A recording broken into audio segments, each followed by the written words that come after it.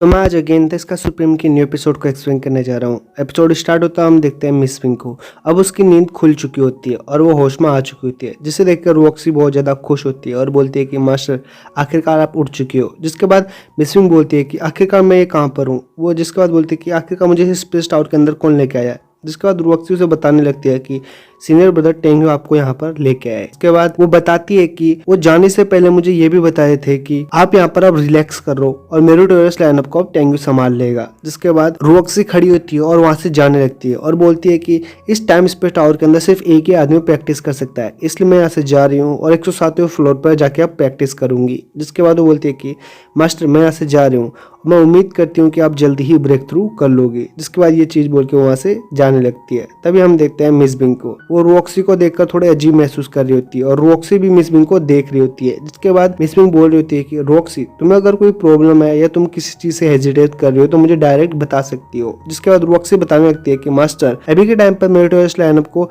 Tengu ध्यान रख रहा है, क्या आपको उस पर इतना ज्यादा भरोसा है कि वो ध्यान रख लेगा। जिसके बाद मिस बिंग उस पर हंसती है और बोलती है कि मुझे टेंगू पर विश्वास है, वो पूरी तरह से मेरिटोरियस लाइनअप को देखने के काबिल है। जिसके बाद हम देखते हैं कि रॉक्सी उस चीज सुन के वहां से चली जाती है। तभी मिस बिंग वहां पर अपनी प्रैक्टिस को भी स्टार्ट कर देती है। तभी सीन शिफ्ट होता है और हम देखते हैं चीफ टैंक को। वो वहां पर अपना प्रैक्टिस कर रही होती है। तभी एक आवाज आती है और बोल रही होती है कि चीफ मैं आपके लिए एक बहुत ही बड़ी न्यूज लेके आई हूँ। जिसके बाद चीफ टैंक मुझे बोलती है कि तुम अंदर आ सकते हो। जिसके बाद हम देखते हैं कि वो फिफ्थ एल्डर होती है, जो अंदर आते ही बोलती है कि डीकन हान और फोर्थ एल्डर लुई मारे जा चुके हैं। जिसकी बात सुनकर चीफ टैंक बहुत ज्यादा हैरान होती है और बोलती है कि आखिरकार ये कैसे हुआ। जिसके बाद फिफ्थ एल्डर बताने लगते हैं कि आखिरी रात को वो दोनों ही सीक्रेट रूम को छोड़ के चले गए थे साथ में। जिसके बाद कुछ ही घंटे बाद उनकी लाइफ लाइट बुझ चुकी थी, जिसके पता चलता है कि उन दोनों की डेथ हो चुकी है। जिसे सुनकर चीफ टैंक बहुत ज्यादा खुश होती है और बोलती है कि अच्छा वो दोनों मारे गए, लेकिन मुझे नहीं पता कि उनको मारा किसने, लेकिन मैं उनके शुक्रगुजार हूँ। जिसके बाद फिफ्थ एल्डर बोलती है कि मुझे इसके बारे में सुनकर बहुत ही ज्यादा टेंशन हो रही है, क्योंकि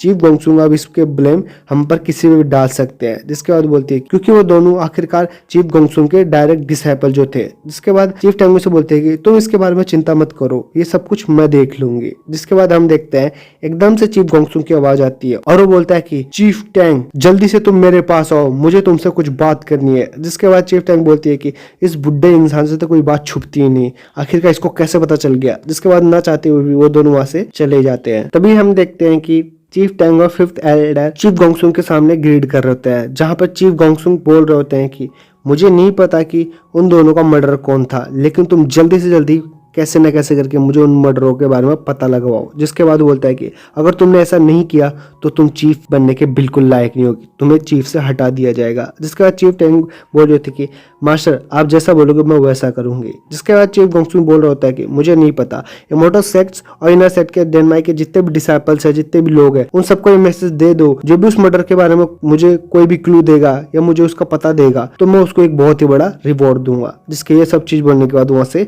चला जाता है। तभी हम देखते हैं कि चीफ टैंग गुस्से से उसे देख रही होती है और वहां पर कुछ नहीं कर सकती, इसलिए वो वहां से चली जाती। तभी सीन शिफ्ट होता है और हमें उसी लेडी को दिखाया जाता है जिसने मिस बिंग पर अटैक किया था। वो देखती है कि उस स्पिरिचुअल बोर्ड पर टेंगी और जियानर दोनों होते हैं, जिसे देखकर वो बहुत ज्यादा हैरान हो जाती है और बोलती है कि क्या ये दोनों अभी तक नहीं मारे गए। जिसके बाद वो अपनी स्टोरेज रूम को देखती है और उसके अंदर जो 3 टोकन होते हैं वो टूटे होते हैं, जिसे देखकर वो बोलती है कि क्या उन तीनों को मार दिया गया, इनके तो टोकन ही टूट चुके हैं। जिसके बाद वो यकीन नहीं कर पा रही होती है और बोल रही होती है कि उस रिम के बाहर आने से लेकर टेंगी को बहुत लोग चेज कर रहे थे, क्या टेंगी ने उन सबको मार दिया। जिसके बाद वो अपने पावर का इस्तेमाल वहां करती है और बोलती है कि 9 माइल्स की दूरी तक यहाँ पर कोई भी नहीं दिख रहा। जिसके बाद बोलती है कि मुझे ही इन दोनों को अब खुद के हाथों से हैंडल करना पड़ेगा। जिसके बाद हम देखते हैं कि वो अपने एक बहुत ही पावरफुल अटैक का वहां इस्तेमाल करती है और पंच से उसी स्पिरिचुअल बोर्ड पर अटैक करने के लिए चली जाती है। जिसे देखकर तेंगू बोलता है कि ये तो सच में बहुत ही ज्यादा फास्ट है और वो जेनर का हाथ पकड़ते हुए बोलता है कि यह भी सोल रिफाइनरी उनके 7th लेवल पर है, जल्दी से यहाँ से भागो। जिसके बाद हम देखते हैं कि वो अपने स्वॉर्ड को लेकर वहां से बाहर चले जाते हैं। जिसके बाद वो जाते जाते बोलता है मंकी किंग अब तुम्हारी बारी आ चुकी है। जिसके बाद वो बोलता है कि तुम बाहर निकलो और उसको जिंदा ही पकड़ना। जिसके बाद हम देखते हैं कि मंकी किंग बाहर आ जाता है और बोलता है कि तुम मुझसे लड़ो। जिसके बाद हम देखते हैं कि वो दोनों आपस में वहां पर टकरा जाते हैं, जहां मंकी किंग अपनी स्टिक के पावर से उस पर अटैक कर देता है। जिसके बाद हम देखते हैं उन दोनों की पावर इतनी ज्यादा खतरनाक होती है कि जो स्पिरिचुअल बोट होती है वो टूट जाती है, जिसके बाद उसके टुकड़े जियान की तरफ जा रहे होते हैं। और दूसरी साइड हम देखते हैं कि उस लड़की पर वो टुकड़े लग चुके होते हैं, जिससे उसकी हालत बहुत ही ज्यादा खराब हो जाती है और वो खड़ी भी नहीं हो पा रही होती है और वो नीचे की ओर गिरने लग जाती है, जिससे मंकी किंग देख रहा होता है। तभी हमें दूसरी साइड दिखाया जाता है जहां पर वो स्पिरिचुअल बोट के टुकड़े जियान को लगने वाले होते हैं। तभी हम देखते हैं कि तेंगू ने उसे प्रोटेक्ट कर लिया था और वो सारे अटैक अपने ऊपर ले लिए थे, जिसे देखकर जियान बहुत ही ज्यादा रोने लगती है और बोलती है कि ब्रदर टेंगू, आप तो सच में बहुत ही ज्यादा सीरियस इंजरी से गुजर रहे हैं कि आपको सच में बहुत ही ज्यादा चोट लगी है। जिसके बाद वो वहां पर रोने लगती है। तभी टेंगू बोलता है कि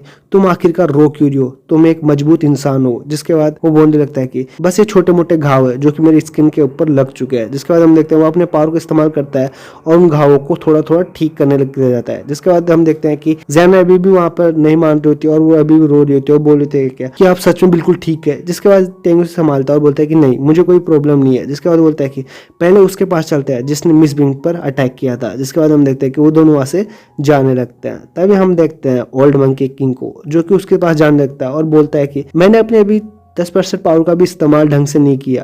वो तो मेरे मास्टर ने मुझे बोला था कि तुम्हें जिंदा पकड़ना है, वरना मैं तुम्हें फिजिकली और मेंटली दोनों तरीके से खत्म कर सकता हूँ। जिसके बाद हम देखते हैं कि टेंगू भी वहां पर आ चुका होता है और मंकी किंग को बोल रहा होता है कि मंकी किंग तुम इस तरह से ऐसे नहीं घूम सकते, तुम्हें कोई देख सकता है। जिसके बाद मंकी किंग समझ जाता है और वो उसी स्टोरेज पॉकेट के अंदर चला जाता है। जिसके बाद हम देखते हैं टेंगू ज्यादा टाइम वेस्ट ना करते हुए उस लड़की के मुंह से मास्क हटा लेता है, जिसे देखकर वो बहुत ही ज्यादा हैरान हो जाता है और साथ ही जियान भी ये चीज देखकर बहुत ही ज्यादा हैरान हो जाती है। जिसके बाद हमें उसी लड़की का चेहरा दिखाया जाता है और यही सब चीज दिखाते हुए ये एपिसोड यहाँ पर ही खत्म हो जाता है।